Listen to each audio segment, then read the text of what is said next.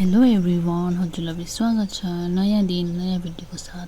So आज चाहिँ मेरो भिडियो स्टार्ट हुँदैछ। यहाँ चाहिँ मैले जिन्जर लेमन हनी टी बनाउँदैछु। पानी राखेँ, पानी उमालेपछि अदुवा राखेँ अनि अलिकति चियापत्ती राखेर मजाले उमाल्नु छाडिदिएँ। अनि यता एक साइडमा चाहिँ पपकर्न मैले फ्राई गर्दै थिएँ। त्यसपछि यो पानी मेरो जिन्जर लेमन हनी टी पनि बोइल भएपछि मैले लेमन हालेँ, त्यसको बाद अलिकति हनी हालेँ। सो यो टी रेडी भयो।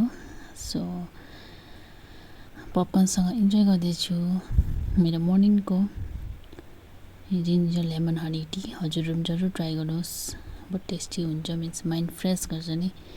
चिया एभोइड गर्नुहोस् होला, लेकिन यस्तो हेल्दी ड्रिङ्क्सहरू हजुरहरू पनि पिउनुहोस्। अनि यहाँ चाहिँ मेरो कामसाम रेडी भयो। कामसाम गरेपछि पनि यहाँ मेरो ब्रेकफास्ट रेडी भइसकेको छ।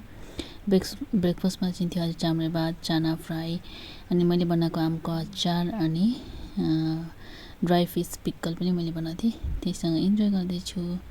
आजको यो थियो मेरो ब्रेकफास्ट।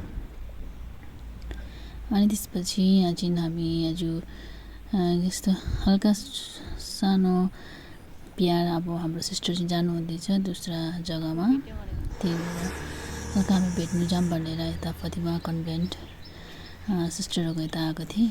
त्यो हल्का भेटौँ भनेर सो आएको थिएँ। म र मम्मी चाहिँ फुलहरू कस्तो मजाले लगाउनु भएको रहेछ सिस्टरहरूले।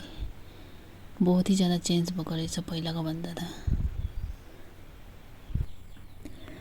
अनि यता हजुरहरूलाई देखाउँदै थिएँ। सो उसको बाद हामीले सिस्टरलाई हल्का सानो टोकन अफ लभ मम्मीले दिनुभयो।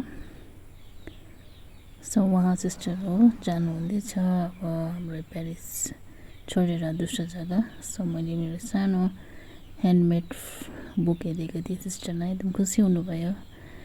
सो आजको लागि यति नै थियो। फेरि नेक्स्ट भिडियोमा भेटौँला। Bye bye, thank you for watching.